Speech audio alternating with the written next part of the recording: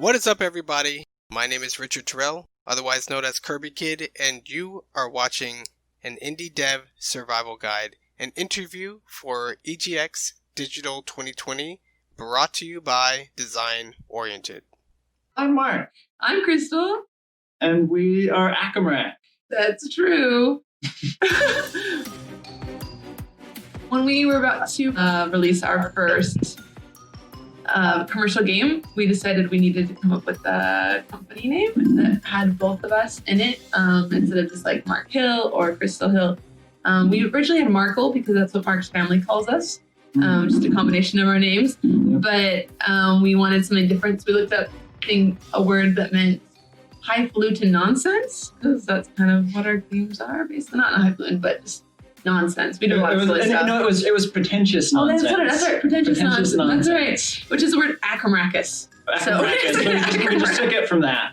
Yep. And then the logo itself is a platypus with a controller on it. It can look like a controller or a platypus or a face.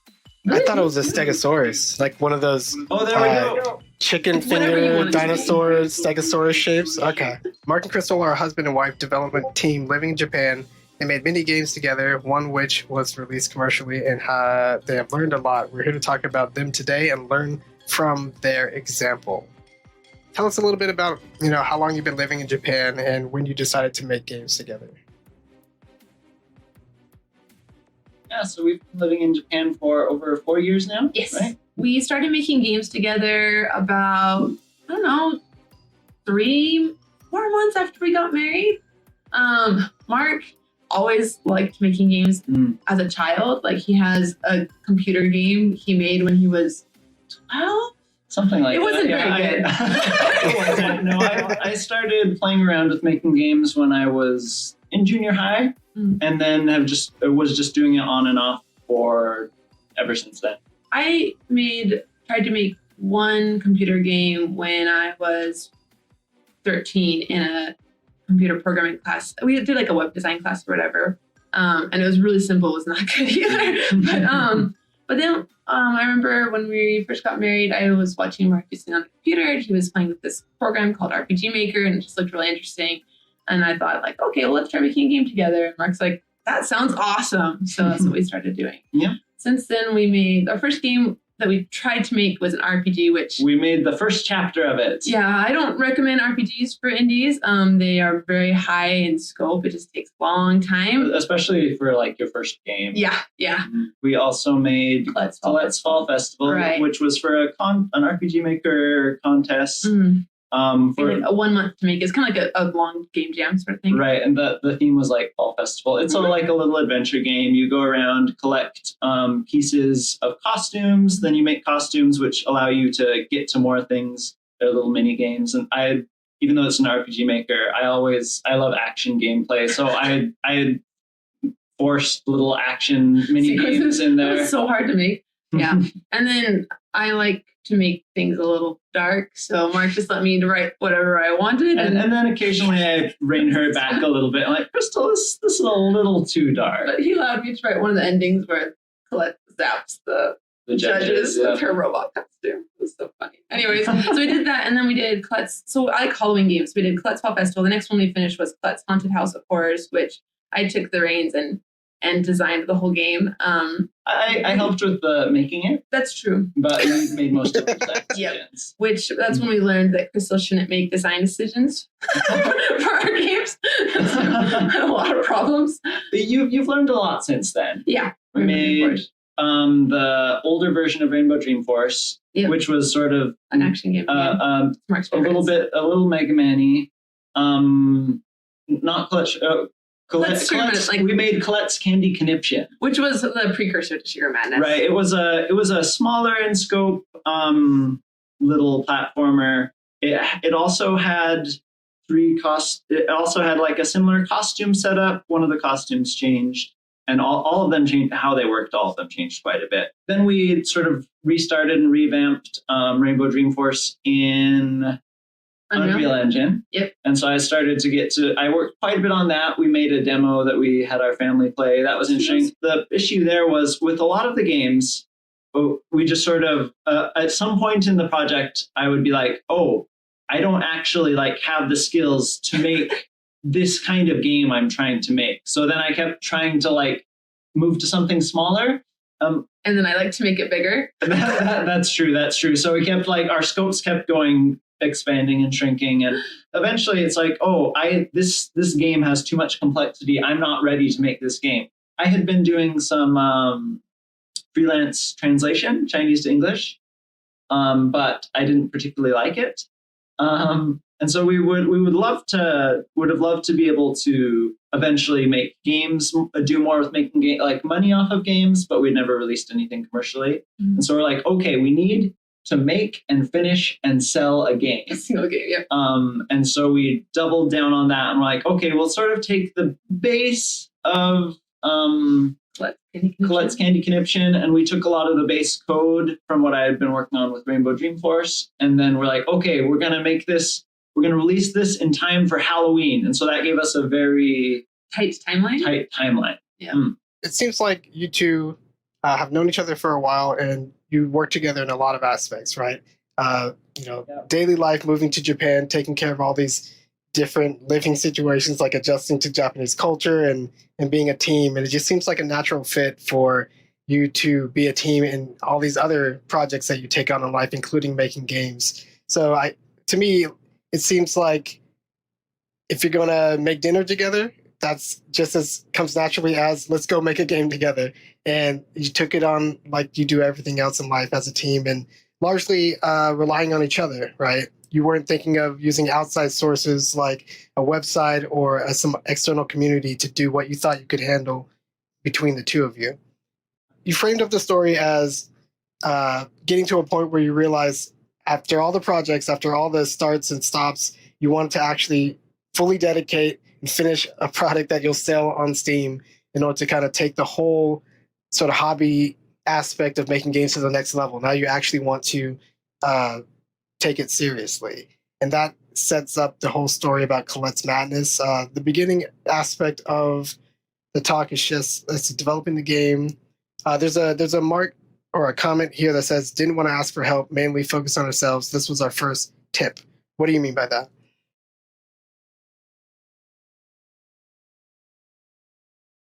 When we were making Colette's Sugar Madness, there was several times when Mark came to me or when I went to him and we said, like, I can't do all this. Mark's like, I don't know enough programming. I need help. We may need to hire someone. And I would say, like, no. Let's just do it ourselves. Let's not rely on anybody else.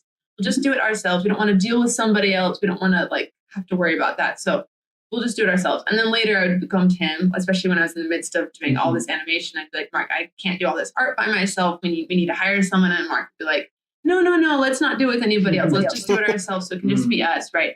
And it was fun to do it by ourselves, but it also made it so we had lots of issues because like I really like to do character art, but I'm really bad at backgrounds, and I think that really shows in our game. Mark's really good at doing some aspects of level design, but he struggled with a lot of UI design, and like that was really hard. It took him a lot longer than it should have. It would have been a lot faster with help. Yeah, the problem with doing it ourselves is there's lots of things that we don't like doing and then we aren't good at doing, but we still had to do those things because they needed to be done if we were going to finish and release a game. Yeah, I think part of it too is there's a lot of stories going around about like, oh, these indie games that are really popular were developed by one person or by two people. But if you look at the credits, there's actually like 20 or 30 people listed because the main part of the game was developed by one person. But there's a lot of little things that people need to take care of. And they relied on other people. And I think a lot of developers don't realize that. And they just think, no, if they can do it by themselves, I can do it by myself too, even if that's not the best course of action. You guys actually did some research. You heard that indie devs don't make a lot of money. When you were setting out to do Colette's Sugar Madness, you looked at the average numbers and felt that you'd be fine compared to what research you did out there and how other indie developers were doing financially. But I think you said you didn't think about what the average indie developer meant when you took a look at the numbers. What does that mean? For me, releasing Colette's was about making enough money that I could quit my job and Mark and I could work on games together. My current job makes it finds that Mark doesn't need to work outside the home. So that was good. But our cost of living is really low. And so when I saw like the average numbers of this is how many indie games sell, and that's not enough for people, I would think, oh, that they're just thinking about people who live in high cost of living areas like California. But we live in a really cheap area of Japan. Like everything we do is really cheap. I didn't realize like the average takes like people who have sold like 20 million copies and those who've sold 0 and then divides it by number of people, like 2, right? So then the average is actually quite a bit higher, even if most of the people have sold 0 or 100 copies. The average number will be a lot higher because the highest number is so high. Right. So we should really look at the mean number and not the average number. And part of the problem is it's hard to find good numbers for a lot of these things. And a lot of the articles you find are very like, you can follow your dream. You can make money making games. Look at this person. They did it. And it's like, oh, but when you look at They're just the those exception. few examples, they're the exception rather than the rule. And so most people there are so many people making indie games right now. Most of them are not going to be able to like make a living off of that. I wasn't expecting as much commercial success from our game. I was just like, okay, this is sort of, we just need to get through this process, learn how to go through the whole process of releasing a game, and then we'll learn and grow from there and go beyond that. I was like, we'll make a little bit of money, which will help us going into our next one, but mainly we'll learn a lot. I was like, even if we just make like $500, that's great. That's a bunch of money we didn't have before. Yeah, he also really just wanted to have people play our game. Next point, we struggled a lot and got almost no feedback on the game until a little before it was released. Yep. Right. And I think we had 3 people play test it, like the week besides before. us. Yeah, I had Crystal. I was in charge of making all the just implementing all the gameplay and the levels and everything. And so Crystal was my main playtester. Unfortunately, that meant that even though she's not, so I used her as a gauge because I have so much experience with platformers and I made this, I know it in and out. And so I was really good. So I sort of used Crystal as a gauge for how hard it was. But unfortunately, I was having her play so much, she got really good at the game too. So she wasn't a great gauge either.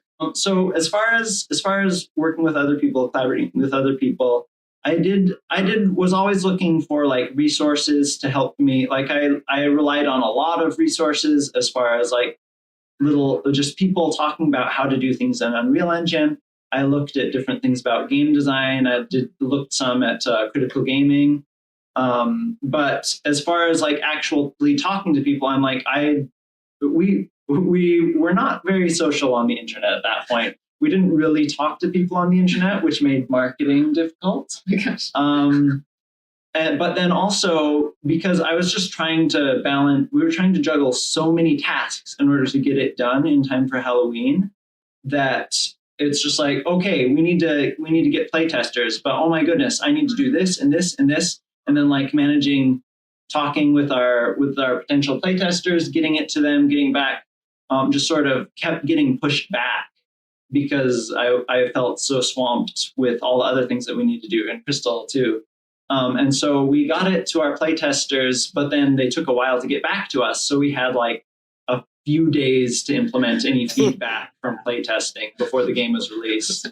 For a little context, Mark, you were working on this pretty much full time, and Crystal was taking all of her other time to like back it up and work on the project.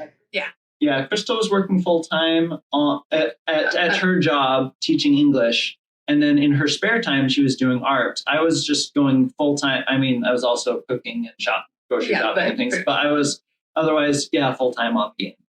Yeah, but there's just a lot to do. Buried in your response there. It just seems that video games are so accessible and fun for just about anyone on the planet to play, but at the same time, it makes them deceptively complex. Sure, you can play them in a matter of minutes, but to make them, there's so many parts that are completely invisible to most people. So it sounds like you have a tip here. Crystal did a unique animation for the end of every level, all within a month's time while working a full-time job so that we could make it to Halloween's deadline. And that leads into tip number 4. Don't overscope. Right. And I've done pixel art since then. That's true. Yeah, Crystal got kind of burnt out. Oh my gosh, it's so bad. Yeah, and that's the thing too, I think that is very common for indies is when you start to realize, oh, no one's paying attention to us because we're terrible at marketing, but also because so many the games marketplace is oversaturated. It's like, oh, no one's paying attention to our game. How do we get people to care about our game? And then I think it's very common for indies to keep looking to, okay, how can we inject value into our game? And oftentimes you don't really, as an indie, because of inexperience or whatever else, you don't really know what will get potential customers paying attention to your game. And it's very difficult to know what that will be. And so oftentimes people just sort of latch on to whatever they think of. It's like, all these animations, they're fun. And then like we didn't even use the animations well enough in our marketing. We should have been showing off like one a day or something, which we didn't. We showed a couple on Twitter or something like that.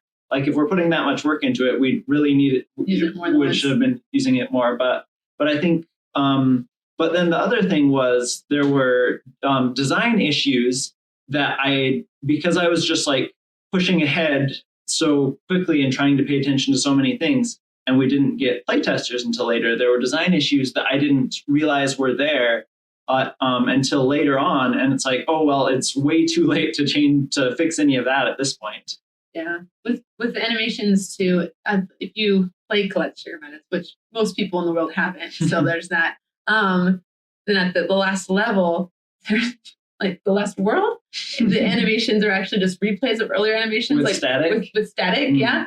And at that point, I was just so burnt out, and Mark kept adding levels. So I was like, okay, we're just going to have these be replays, and there'll be a story reason, and people can just make it up in their heads. And Mark's just like, but you've done all these individual ones for the earlier levels. I'm like, I don't care. Let's deal with it. I was so tired at that point. Yeah. So it sounds like both of you worked really hard to get the game out on Steam, by Halloween. It sounds like you made it. So now we're kind of moving on to the next major part of the story, right? What happened post-release? So can you tell us a little bit about what happened after the release of Colette Sugar Madness and how marketing played into your expectations going into that? We realized we needed to market maybe a month before we released it. We actually released it a little bit before Halloween, so it would be out for a little bit before Halloween. Yeah. So I think beginning of October maybe. And we're like, okay, we'll do all this marketing. On top of the animations I was doing, I also made like banners and stuff for the page. And again, like it's not my best work because I was just so tired at that point. But then we also did stuff on Twitter. We just weren't very good at getting people like doing things on Twitter. Like Mark said, we weren't very social on the internet. At a couple of points, I just put pictures of my dog up there because he's super cute, and those got the most retweets. So that was great. But it has nothing to do with our game. Yeah, but unfortunately, the people who are going to pay attention to us for that aren't going to be interested in our indie game. Yeah. So when I realized we needed to start marketing, I went to Mark and I said, "Okay, what's our hook? What makes our game interesting?" And Mark looked at me with the most hurt face and said, "It's just so fun." Okay, that's not a hook. It's like, don't you know? Yeah. He's like, "Don't you think it's fun, Crystal? Don't you think it's fun?" And I was like, "Of course I do. But what makes it interesting?" Because I didn't understand enough about the game design. And I was just so like trying to pay attention to so many different things and paying attention to these details and this, okay, and it all needs to come together. And it's like, okay, I can see how it's fun, but unfortunately, like there wasn't a clear and looking back, I can have a better idea of like, oh, these are some of the most interesting things about the game. But I didn't even know what they were at that point because I was so tired. I was figuring a lot of it out as I went along. And part of the problem there too was we didn't know what was most interesting about our game, how to best present that to our players. And unfortunately, a lot of the interesting things about the game don't show up until like a ways into the game. And so that was a problem too. We sent out a decent number of keys and tried to get YouTubers to play it. And we had one really positive playthrough from Hidden Object Guru, a YouTuber playing our game. And he experienced the game like, yeah, this is how I wanted people to experience this game. But then that was it. There were a couple of other YouTubers who played like 5 to 10 minutes and then just gave up on it. And so that was something that was really surprising. It's like, oh, not only is it difficult to get people to buy your game, it's difficult to get people to pay any attention to game, or even if you give them your game for free. Like most of the copies we gave away a decent number of free copies. Most of the people like didn't even play it or only played like 5 to 20 minutes of it, even though like the whole game is half an hour to an hour, but most people just getting people to actually engage with it is difficult. Yeah, and then I think another thing is too, when we were marketing on Twitter, we were I was kind of following what a lot of other indies were doing, which is marketing to other indies, which isn't necessarily the best target audience because they're so focused on themselves and what they're doing for their game that they don't really have time to play a lot of games, especially if you're developing by yourself. So I don't think I've got any sales from that. But again, I would ask Mark, like, hey, who's our target audience? He's like, I want everyone to be able to enjoy it. It's like, that's a great sentiment, but it's not helpful for marketing. Yeah, really bad. We were really bad at marketing. I just had no idea what to, because once again, I was just thinking about all these other things. Like I was trying to learn UI design. I was like, okay, how do I make it so that you can rebind the keys? How do I get these menus working? How do I set up the level design? How do I get Steam achievements integrated so that like people's scores can be on an online leaderboard? That was really hard. And I was so overwhelmed by all of those other things that trying to figure out marketing as well was just like, no, can't do it. I think that's a really common thing for indies who don't know anything about business to say too, is like, I want everyone to be able to enjoy it. And my game's just really fun. That's why people should play it. But like, they don't realize that just because you have a target audience doesn't mean that people outside of the target audience can't enjoy your game. It's not like this person can play the game, and if you're not in the target audience, you can't play it. Like, that's not how it works. And so I think that's a really common sentiment I've heard from other indies as well. It's like, I want everyone to just enjoy my game. It's like, that's really sweet, but you need a target audience so you can actually get it into the hands of people. But going back to the release of the game, we got very few sales. I feel like in the first month we got like 12 sales, maybe. Really? It may have been over the course of the first couple of months or so. Like 12 sales. Some of those were family members and friends. Most of them weren't, I think. But then even with those sales, I'm pretty sure I have it set up to like tell like, okay, this is how many times people have started the game or finished the game, things like that. Most of the people who bought it haven't even played it. So we're like, oh my goodness. At that point, it's kind of like, wow, we had modest expectations, but but things were just performing well below our expectations. We're like, oh my goodness, we're making like I guess we were selling it for $5. Most of our sales have been on sale though, and our game is $5, and so having it on sale, it's like, okay, now it's like $2 or $3 or $1 or $1. Yeah. Over time, we've slowly gotten more, but yeah, at that beginning point, it was really depressing. It's like, oh my goodness, we put so much work into this, and we weren't expecting to. At least I wasn't expecting to be able to like suddenly make it full time off of making games. It's like, oh, we're not making any money off of this. One thing to point out too, I think we've gotten like a little over 70 total sales over the course of the game's lifetime. Most of those have been when it was on sale. But something to point out is we have not received any money for Collect Sugar Madness. True. Steam has a limit. They don't send out money unless you've made over a certain amount of money. I don't know. I can't remember what the agreement is. But we have not received any money for Collect Sugar Madness. We've made over $100 theoretically, but we haven't received any of that money.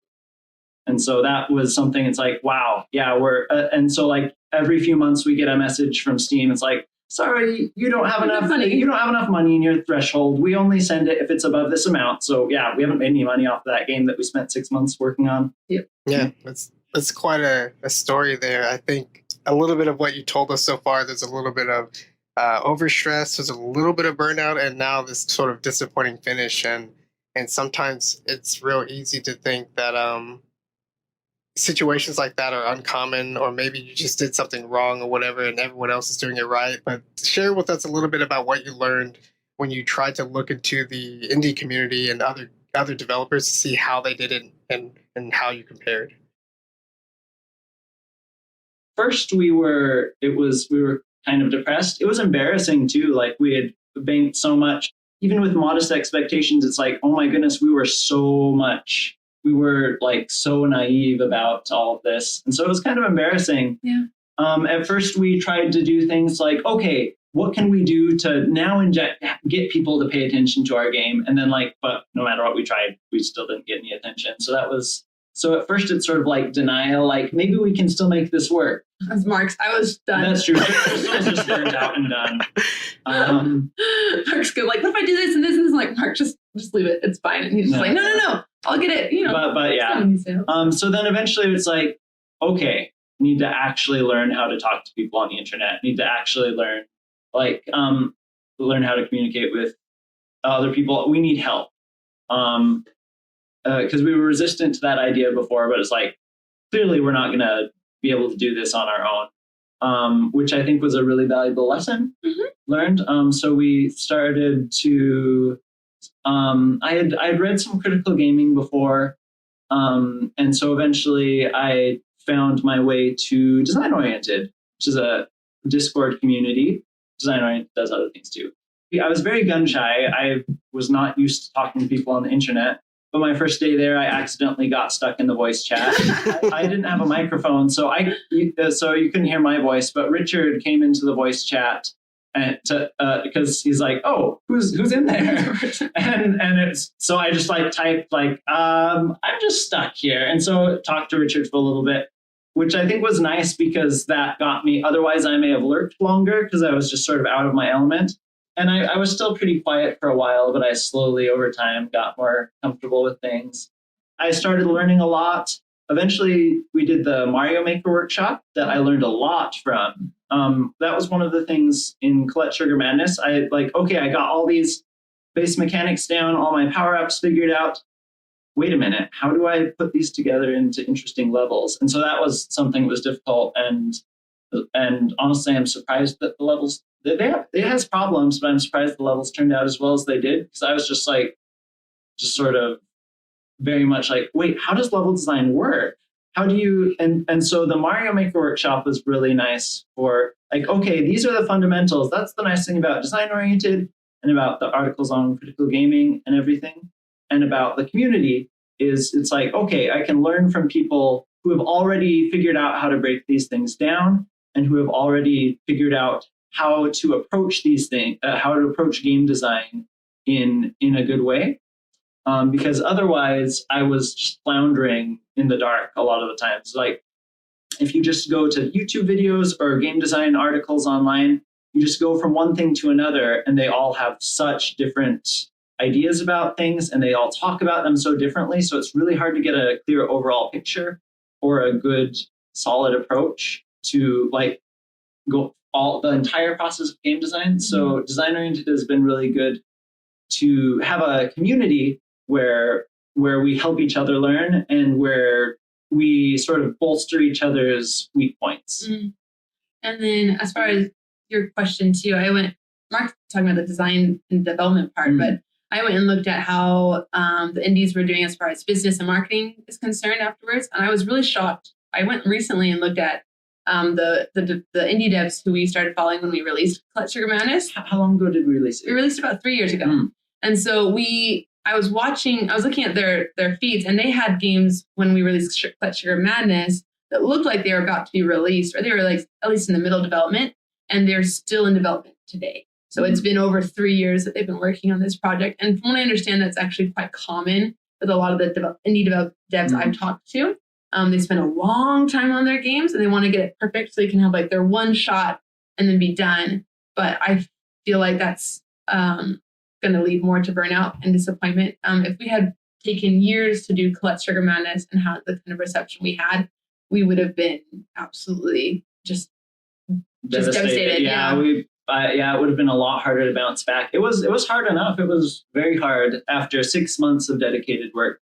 But I think there's a lot of value in finishing a project, getting it out, just so you go through the whole process and can learn from it and move on. Where if you try to take something that you were inexperienced and didn't really know what you were doing, and if you keep trying to mold that into like change it around into something that's going to be a masterpiece, it's probably not going to work. It's much more valuable to learn from the process, finish a project, and just move on. So it sounds like a good tip that you guys have is how important learning is in the process of trying to express yourself and be creative. It's not something that regardless of how much you think of your own opinion and how much you like the games you like, there's always a necessary component of learning, and you have to keep following the learning path throughout being a creative type. Otherwise, you're bound to come up to situations and problems that you aren't equipped for. And so yeah, so scoping, learning, not biting off more than you can chew. Those are all kind of general lessons that we've heard from other places. But in this particular case, for indie devs, I think a tip that you have here is to make smaller games, and this helps you learn your lessons faster, fail faster, as they say, and avoid burnout. Celestial Madness only took around 6 months, it sounds like, to make start to finish, which is comparably short. I would put that in a short game category compared to the years and years of development other people have done. So it sounds like that part is actually working for you. You're speaking from experience, and you can see it kind of reflect in your story. The next tip, it looks like, is about making games in the genre that you like. Can you say more about that? Yes. So I've been looking at a lot, ever since Clutch Sugar Madness, I've been looking at ways to help indie developers. One of the things I've been really surprised when I've looked at indie developers talking about things is a lot of indie developers actually decide to go, not a lot, but there are some who decide what game they want to make based on what's popular. Or at least what they think is popular. Yeah. Instead of like a genre, even if they don't like that genre. So for example, like I saw someone on Reddit who said, I'm making a single player roguelike, and I've never played a single player game I like. So what makes a single player game interesting? And I don't like roguelikes. So what makes a roguelike interesting? It's like, what are you doing? Stop it. Like, make a game that it's in a genre you enjoy, so that way you know what makes it good, because then your target audience is very different from anyone you've ever like talked to, essentially. And it just makes a lot of sense, because by the time you release the game, especially if you have the long development cycles that most indies have, what's popular could have drastically changed, especially with video games. That happens a lot because the market's so oversaturated.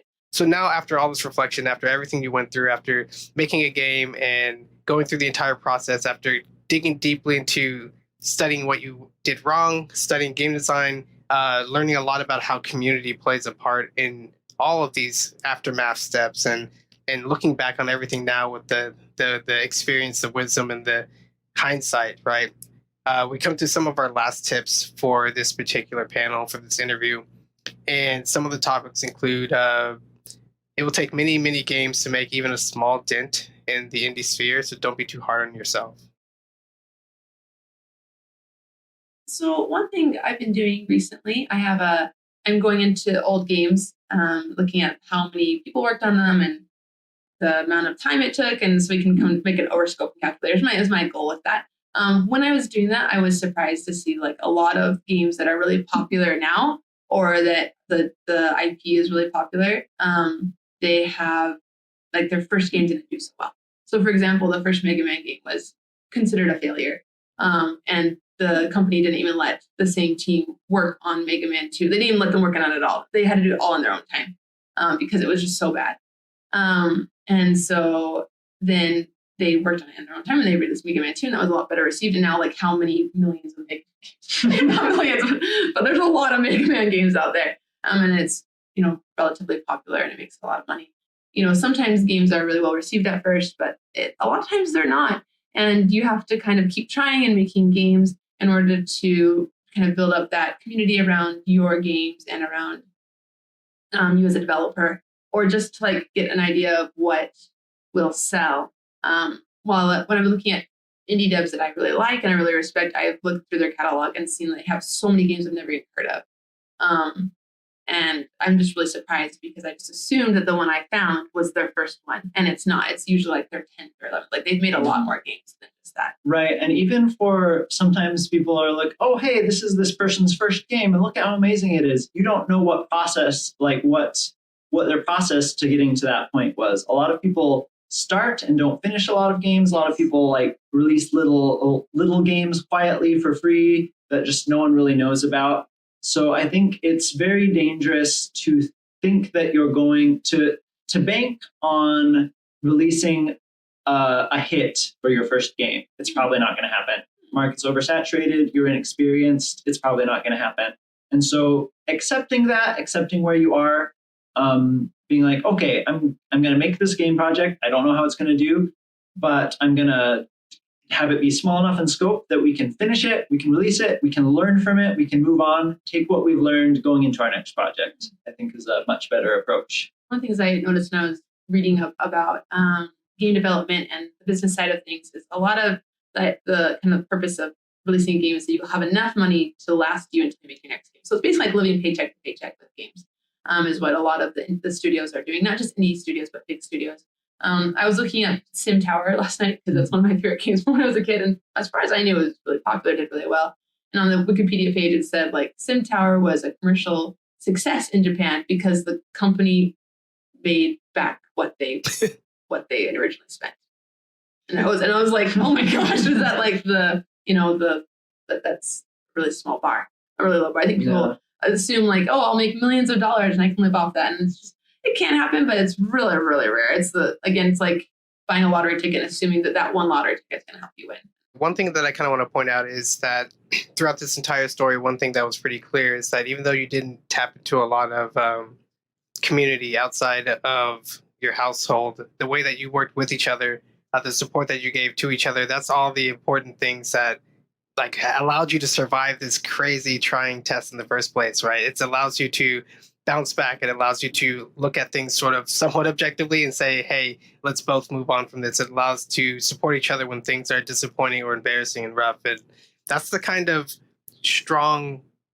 benefits you get from working with people, with the community, and with the one that supports you. And that's also the kind of thing that we try to do here in Design Oriented. So it's no wonder that both of you have been such a great fit for how we do things here, how we work, how we get work done and try to make a difference in the world of the game industry. So yeah, I appreciate you guys sharing your story and, all the things that you dropped, all the mentions of Mario Maker Workshop and Dio and all those other things. We'll have details for everyone to look at later. But yeah, any final words on your incredible journey? It was good. I'm glad we did it. I really like making games with Mark, even though sometimes I come up with game ideas. It's like, Crystal, I am a person. Yeah, no, it's interesting collaborating. You have to give up a lot of your own, like, I want to make this game this way. You have to sort of come to a middle ground of some sort. But I think also that's probably good because otherwise you're making a game just for yourself. And so yeah, there's just benefit to the community. It's working with other people is difficult. Like, even though we love each other, it was still difficult at times because we didn't always have the right language to communicate what we were thinking and trying to get across. And so it was work, but it's worth it. And we learned a lot together in the process and came out stronger on the other side. Yeah, and if you play Clutch Sugar Madness and are happy that it's not exactly like Mega Man, then you're welcome. Because we're making it together. It wouldn't have been exactly like Mega Man. That was the other project. Cool. What a great ending. You can say your goodbyes in Japanese. It's a cool touch too. はい。じゃあ、一緒に頑張りましょうね。頑張りましょう。またね。またね。